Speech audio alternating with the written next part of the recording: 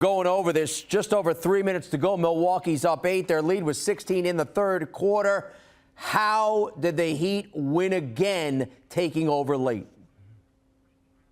Yeah, what a season-defining collapse that was. There's no other word for it, Jim. There's a few ways. Giannis Antetokounmpo, who's usually so measured and composed in these moments, wasn't from the foul that he committed at the end of that game that gave Miami a bit of a cushion. The Bucks could not overcome in overtime. Just some unfocused play. And I'm sure people in Milwaukee were doing it because I was screaming at my television, shoot the ball, Grayson Allen. And you noted that he did not even get a shot off at the end. And that summarizes what a missed opportunity this series is for Milwaukee. No disrespect from the Miami Heat. They were dangerous. People in the NBA knew it. They were going to be a tough 8 seed. But Milwaukee went so meekly for not just a 1 seed, but a former championship team.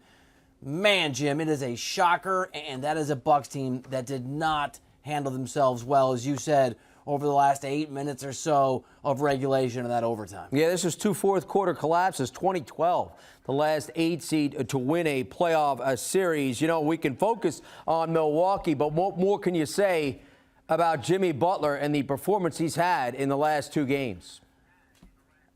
So there's been a joke, right, among NBA writers and NBA reporters that Jimmy Butler's a top 25 player in the regular season and a top 3 player in the postseason. It's no longer a joke. I'm done making that joke. It's an actual weird fact. He's he transforms himself, Jim, into a different guy or the best version of himself. And I know people roll their eyes, especially in a data-driven world. That's how the prism the league is seen through now. But the guy's clutch. I mean, he is so happy and comfortable and able in these moments. And I had a Heat source tell me a few weeks ago, and I rolled my eyes at this guy, that he thought the Heat could make a deep run because he thought they, and Jimmy Butler is really the symbol of this, could be the best version of themselves in the postseason where not every other team can be.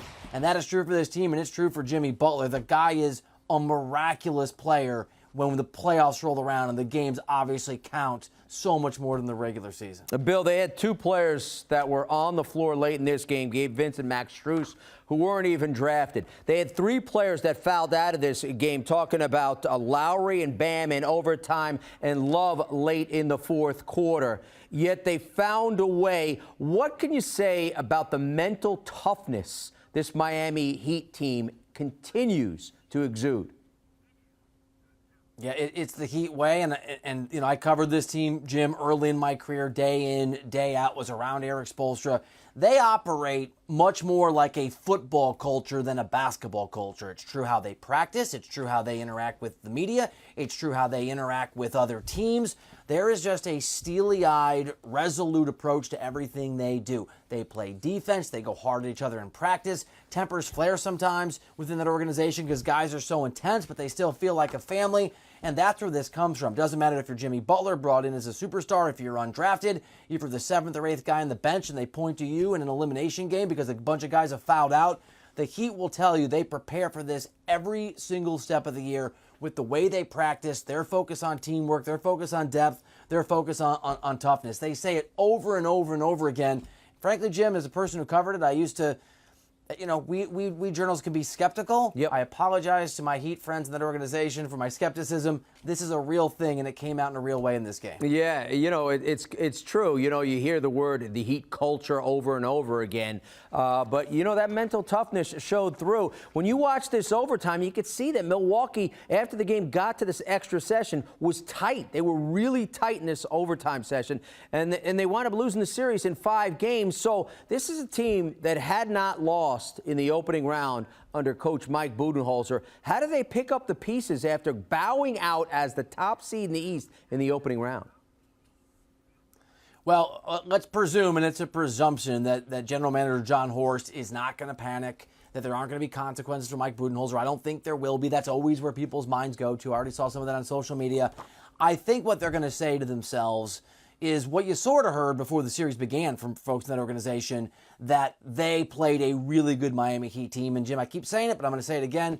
This Heat squad made the conference finals last year and lost to Boston in Game 7. Mm-hmm. And while they didn't look like that team, especially the offense in the regular season, they did in the postseason. So that's one thing from Milwaukee. They lost to a really good team. The other thing is, and I think this is true, they consider themselves to have a championship roster. They have won an NBA championship with this core of Giannis Antetokounmpo and Drew Holiday and Chris Middleton. Guys like Grayson Allen and Brook Lopez had a lot of depth. I mean, Lopez had a great year. I mean, they're going to make whatever moves they make. They'll try, like every team does, see what they can do with the cap, try to bring in, upgrade some spots.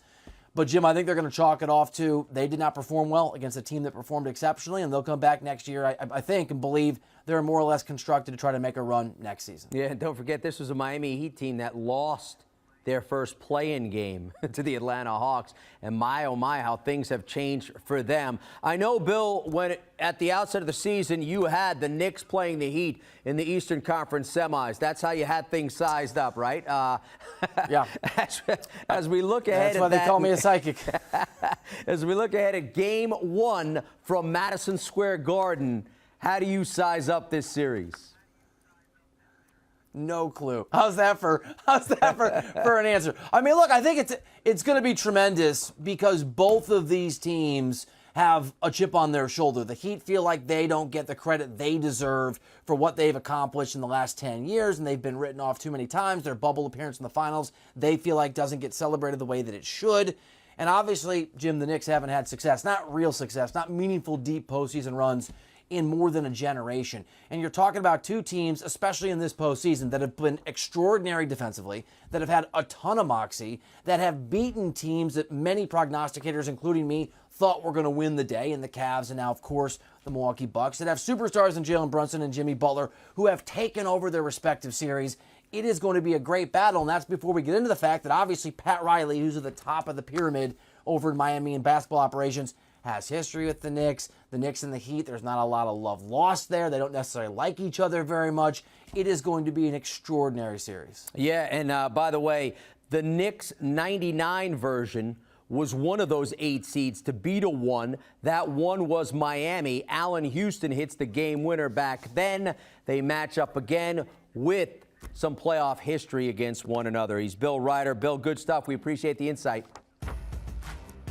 This is what you have with Jimmy Butler. He's a player that gets it done when the stakes are highest. Game 4 against the Bucks, how about 56? Game 5, how about 42 on the road? Quick math, and that's 98 points scored in those 2 games, closing it out for the Heat as they are, again, the first 8 seed to hold a 1 seed to just 1 win in a playoff series.